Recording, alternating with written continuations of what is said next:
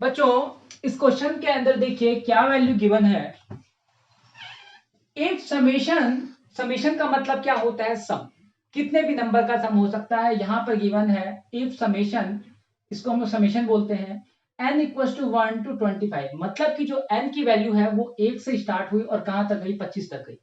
इस कंडीशन को पढ़ने का मतलब सीधा सीधा ये समझिए कि जो n की वैल्यू है वो 1 से स्टार्ट हुई है और कहां तक गई है, 25 तक गई है। हो सकता है कि 100 बोल दे, 200 बोल दे, 500 बोल दे, जहां तक भी गिवन है वहां तक गई है। बात समझ में आ गई? ठीक है। अब देखिए क्या बोल रहा है कि if summation n equals to 1 to 25 iota की पावर n फैक्टोरियल, फैक्टोरियल समझते हो, equals to a plus iota b, where iota equals to this, ये तो आपको पता ही होता है, हमेशा होता है, और then a minus b h। मतलब आपको एक कंडीशन गिवन है कि ये इसके बराबर है, आपको a माइनस बी की वैल्यू फाइंड आउट करनी है। देखिए सबसे पहले तो मैं आपको एक बार फैक्टोरियल समझा देता हूं। फैक्टोरियल का मतलब क्या होता है बच्चों? फैक्टोरियल का मतलब होता है कि आप यहां से स्टार्ट कीजिए और 1 तक जाइए। ठीक है। यदि 14 फैक्टोरियल लिखा हुआ है तो आप क्या कीजिए, 14 से स्टार्ट कीजिए, जो भी नंबर दिया हुआ है लेकर 1 तक जाइए। यदि आपको 6 फैक्टोरियल किया है, 7 फैक्टोरियल ले लेते हैं, एक और ले लेते हैं, तो 7 into 6 into 5 into 4 into 3 into 2 into 1, this is the 7 factorial, value of 7 factorial. तो बच्चों आपको इस चीज की वैल्यू चाहिए, इसकी वैल्यू कितनी रहेगी। तो देखिए हम लोग क्या बोल सकते हैं, एक बार इस क्वेश्चन को समझ के चलिएगा, ये बहुत इंपॉर्टेंट है। वैसे भी कंडीशन चेंज हो सकती है लेकिन आप इस कंडीशन को पढ़िएगा। इस कंडीशन का मतलब क्या हुआ, देखिए बच्चों इसका मतलब यह हुआ कि आयोटा जो आपके पास गिवन है n फैक्टोरियल, मतलब n की वैल्यू पहले आप लोग 1 पुट करेंगे, मतलब 1 फैक्टोरियल। अगली बार आप लोग आयोटा n की वैल्यू 2 फैक्टोरियल पुट करेंगे, फिर आयोटा n की पावर 3 फैक्टोरियल। समेशन का मतलब होता है सम, इसलिए मैं इसमें प्लस साइन लगा रहा हूं। सबसे बड़ा कंफ्यूजन होता है बच्चों को, प्लस क्यों लगा रहा हूं। उसके बाद आयोटा की पावर 4 फैक्टोरियल, यदि फैक्टोरियल गिवन है तो फैक्टोरियल लगेगा, नहीं गिवन तो नहीं लगेगा, प्लस आयोटा की पावर 5 फैक्टोरियल प्लस आयोटा की पावर 6 फैक्टोरियल। सिमिलरली मैं कहां तक लेके चला जाता हूं, आयोटा की पावर 25 फैक्टोरियल। समझ में आ गया? कोई दिक्कत है क्या इसमें? अब देखिए यदि आप इस चीज को सॉल्व करते हैं, मैं किसको सॉल्व कर रहा हूं, मैं इसको सॉल्व कर रहा हूं। ठीक है, चाहे हो तो लिख लो is equals to a plus iota b, फिर मुझे ये इक्वल्स टू लगाने की जरूरत नहीं होगी, दिस इंप्लाइज से काम चला दूंगा।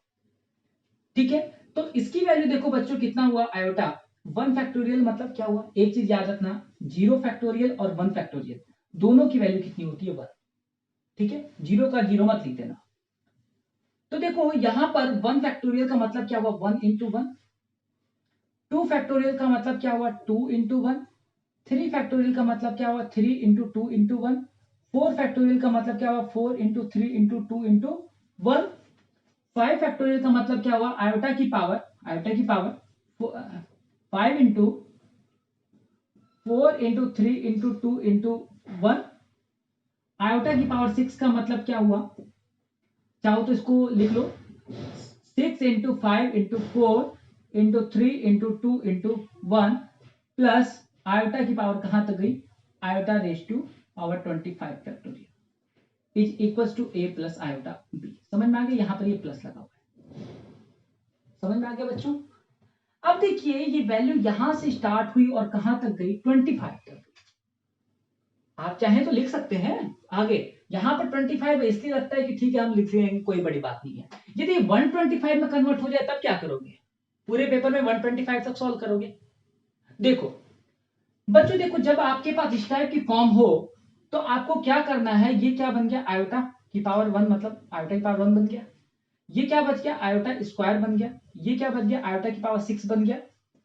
आयोटा की पावर चाहो तो 6 लिख लो, नहीं लिखना चाहते हो तो एक काम कर सकते हो, मैं स्क्वायर यहां रख लेता हूं, चाहो तो क्यूब रख लो, तुम्हारी इच्छा है, दो जो रखना चाहो वो रख लो। क्यों? क्योंकि मल्टीप्लाई 6 आएगा, ये भी 6 आएगा, तुम्हारी इच्छा है, चाहे स्क्वायर अंदर रख लो चाहे क्यूब ऊपर रख लो, एज योर विश। यहां पर देखो, लेकिन जहां पर 4 दिख जाए उसके अंदर हमेशा 4 को अंदर ही रखोगे, लॉजिक क्या है कि आयोटा की पावर 4 की वैल्यू कितनी होती है 1। आयोटा की पावर 4 की वैल्यू कितनी होती है 1। तो मतलब क्या हुआ कि इस पूरे फैक्टर को मैं हमेशा क्या करना चाहूंगा 1 की फॉर्म में कन्वर्ट करना चाहूंगा। तो ये पूरी वैल्यू कितनी हो गई 3 दूनी 6। अगली वैल्यू देखोगे तो कितना हुआ आयोटा की पावर 4 कितना हुआ 3 दूनी 6 6 पंजे 30। सिमिलरली आगे की तरफ वैल्यू बढ़ती जाएगी। तो बच्चों देखिए हम लोग क्या कर सकते हैं कि इसकी वैल्यू देखें तो ये वैल्यू किसके बराबर आ गई। ये वैल्यू आपके पास जो बच गई वो कहां गई प्लस में। मैं इसको रफ कर देता हूं पूरे को। प्लस आयोटा की power 25 factorial is equal to कितना बच गया a प्लस आयोटा b। तो देखिए ये कितना बच गया आयोटा बच गया। आयोटा स्क्वायर की वैल्यू कितनी होती है -1। बात पता है ना। आयोटा इक्वल टू रूट के अंदर -1 होता है। आयोटा स्क्वायर की वैल्यू कितनी होती है -1। आयोटा क्यूब की वैल्यू कितनी होती है माइनस आयोटा। कहां से आती है आयोटा क्यूब को हम लोग क्या लिख सकते हैं आयोटा इंटू आयोटा स्क्वायर। और आयोटा स्क्वायर की वैल्यू -1 मतलब this will be equal to minus iota.